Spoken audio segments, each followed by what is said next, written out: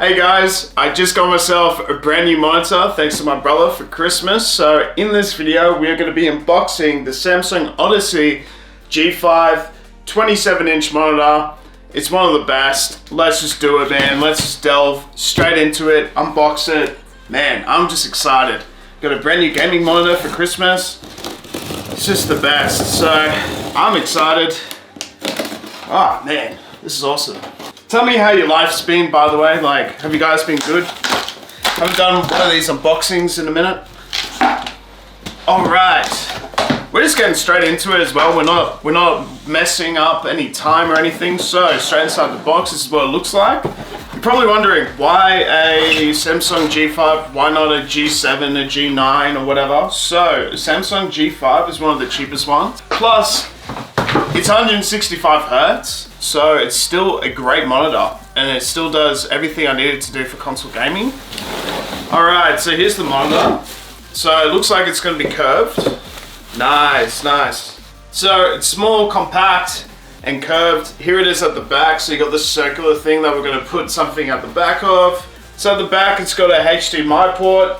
It's got a USB port, the power port, and a headphone jack. And then, so if you're wanting more than one, probably go for something different. This one only has one. It also has this button at the bottom here. And this is for the menu, a little bit curved. So its energy consumption is about 156 kilowatts per year, just in case you want to know. Just gonna put that down for a minute because we need to do the rest. So just pop that down. Okay, cool. So what else it comes with is the stand. So we're just gonna quickly showcase this. So it comes with this really good stand. It looks like a pretty sturdy stand, to be honest. It's very wide, by the way. All right, we've got your instructions. And then we've got the other part of the stand. So it's really easy to put these together. I'm gonna show you guys real quick how these go together. So that's like the other part of the stand. So all you have to do is pretty much just go, boom, attach these two together. Why is it attaching? See, you have to screw it at the bottom. Okay, that's fair enough. It adds more stability, so we're gonna do that a bit. And we got the power connections and everything else. Okay, so that's everything inside the box. So let's go with the parts. So we got the stand, we got this part. I'm out of breath. Just gonna open these instructions. It's pretty easy to understand what's going on, so all you have to do, use your eyes and sort of work it out as you go. It's kind of common sense. Okay, so it comes with a HDMI cable, that's good. Comes with another HDMI cable. What's the difference between this one and this one? This one's like a extra good HDMI. This one's a high-speed HEC. We've got the power cable, of course, and then the power brick.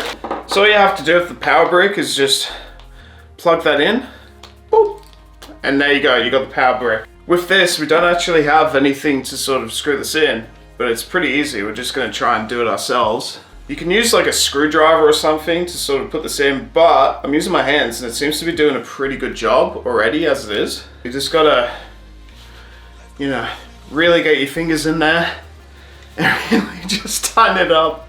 That's it, that's it. You could probably use something a bit better. It seems to be just a-okay as is. Let's get this monitor happening. All you have to do is just sort of slide that in.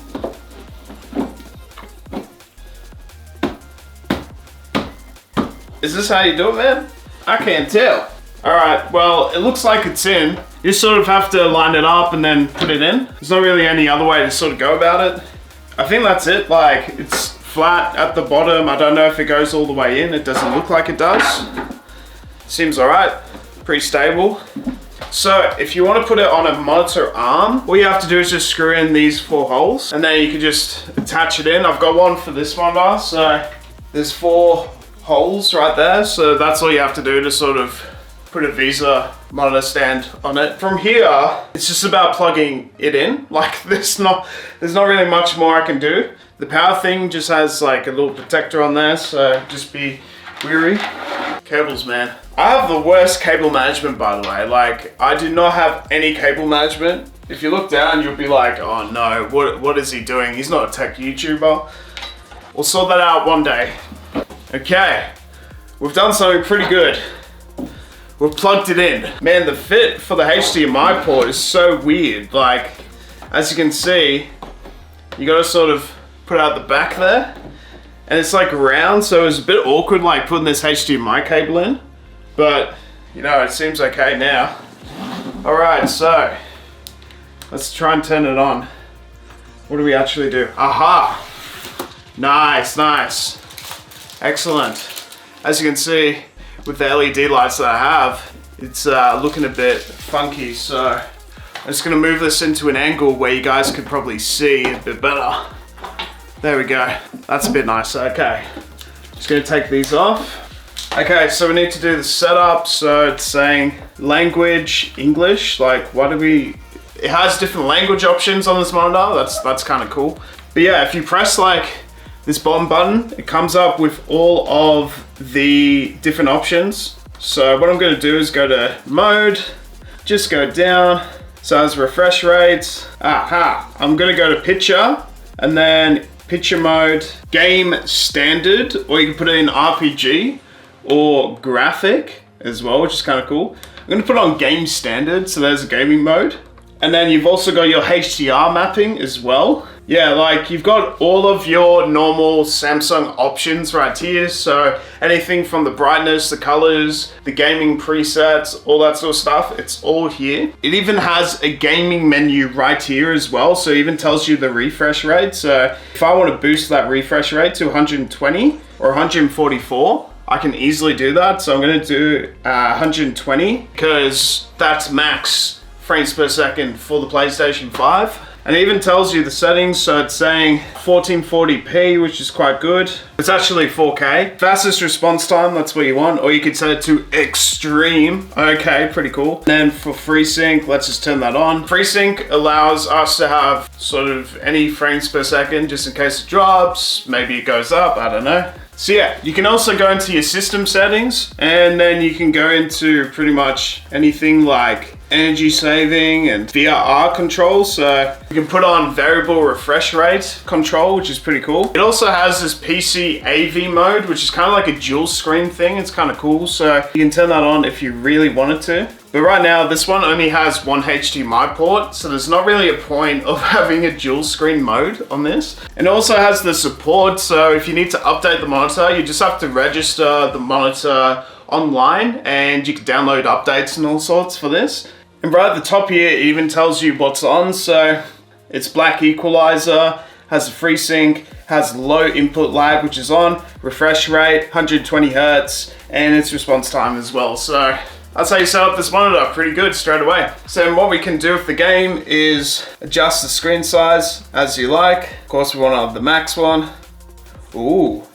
And now we just adjust the HDR settings because it has HDR enabled. A lot of people say, you know, do you do it where you can sort of see it or just before? A lot of people, I don't know, it's divided, but I like to go with just when you can see it. So there we go, we can just see it there. There we go, so I can just see it. I'm excited, guys. So the next step from here would obviously be getting some speakers, maybe some light sync speakers again or something. That would be really cool for this monitor. So yeah, I'm gonna turn off these lights and I'm gonna let you guys enjoy the views of this gameplay. Enjoy, guys.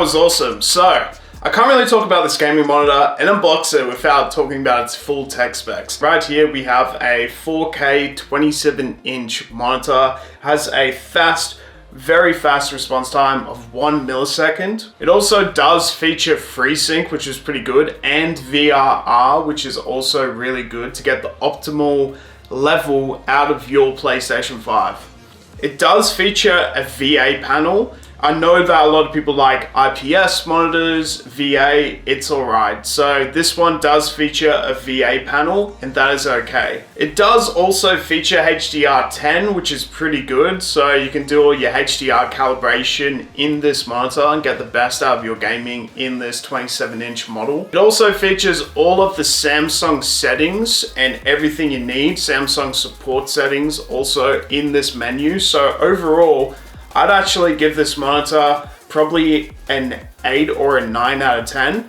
I haven't experienced it enough to give it a 10 out of 10, but right now, it just feels like everything I need. It has the 120 Hz that I need for my console gaming because I don't have a PC. It has everything from the HDR gameplay, 4K support, FreeSync, has everything I need to get the best out of my console gaming. So that's why I picked this one for Christmas. So thank you to my brother for getting this monitor for me, and I'm very excited to add this to my setup. Thank you for watching, and I'll see you next time.